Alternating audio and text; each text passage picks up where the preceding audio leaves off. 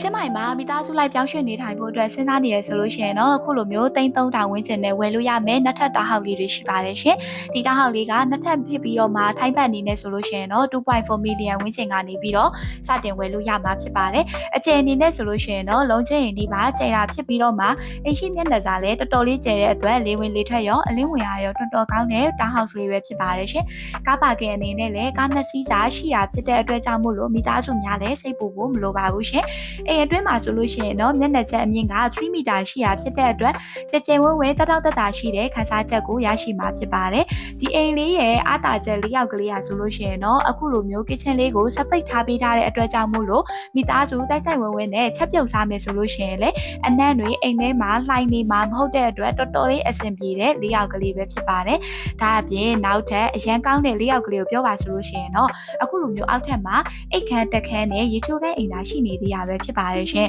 အောက်ထပ်မှာအခုလိုအိတ်ခမ်းပါရှိတာကကိုယ့်ရဲ့မိသားစုဝင်ထဲမှာဆိုလို့ရှိရင်အသက်ကြီးတဲ့မိဘတွေပဲဖြစ်စေအဖိုးဖွားတွေပဲဖြစ်စေရှိနေမယ်ဆိုလို့ရှိရင်တော့လေကားအသက်အစင်လောက်ချမလို့ပဲနင်းပြင်းကြီးတက်မှာပဲတက်တောက်တက်တာအေးအေးဆေးဆေးနဲ့အဆင်ပြေပြေနေနိုင်မှာပဲဖြစ်ပါတယ်ရေချိုးခမ်းတိုင်းလက်သွားချင်တယ်ဆိုလို့ရှိရင်လည်းဒီအိတ်ခမ်းလေးရဲ့ဘေးဘက်လေကားအောက်နာလေးမှာ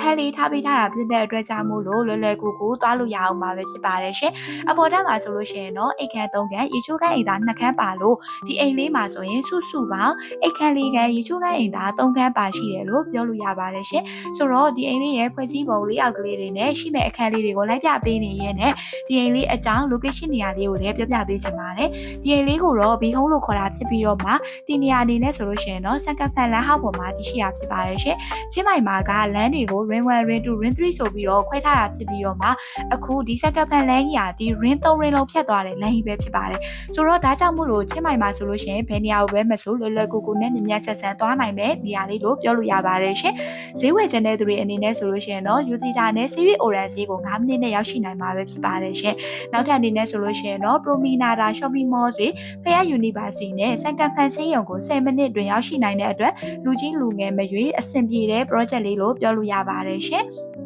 ချင်းမိုင်လေးစိတ်ကိုသို့မဟုတ် Central Festival Shopping Mall ကိုမိနစ်20အတွင်းရောက်ရှိနိုင်အောင်မှာပဲဖြစ်ပါတယ်။ဒါအပြင်စက်ကဖန်လန်းကြီးကအမှုပညာတွေစုစည်းထားတဲ့နေရာလို့ပြောလို့ရသလိုလေပတ်တွေတွားချင်တယ်ဆိုလို့ရှိရင်လည်းဒီလမ်းကြီးပေါ်မှာဆိုလို့ရှိရင်တော့ပိုးရချီတဲ့လုပ်ငန်းတွေရိုးရာချီလုပ်ငန်းရုံတွေကျွေးတယ်ထုတ်တဲ့နေရာတွေငွေတဲ့ရွန်းတဲ့တစ်သားပပူစတာတွေအပြင်ကိုခေတ်သစ်ကဟာအမှုပညာလက်ရာတွေတစုတစည်းတဲ့စုစည်းထားတဲ့ပြလိုက်တွေလည်းရှိတာဖြစ်ပါတယ်။ဒီလိုမျိုး location အနေနဲ့ရောအိမ်အကျယ်အနေနဲ့ရောနှစ်ထပ်ဖြစ်ပြီးတော့အခန်းများတဲ့ဆိုတဲ့ project မျိုးမှာနေခြင်းနဲ့မိသားစုများတဲ့၄ယောက်လှတာလေးကိုလည်းလိုချင်တယ်ဈေးနှုန်းလေးလည်းသက်သာချင်တယ်ဆိုလို့ရှိရင်တော့ဒီ project ကတော်တော်လေးကိုမှအဆင်ပြေတည်တင်တာပဲဖြစ်ပါတယ်ရှင်ဒါကြောင့်စိတ်ဝင်စားလို့ဝယ်ချင်တယ်ဆိုလို့ရှိရင်တော့အသေးစိတ်ကိုဆက်သွယ်မြင်မြန်ဝယ်ယူနိုင်ပါတယ်ရှင်အားလုံးကိုကျေးဇူးတင်ပါတယ်ရှင်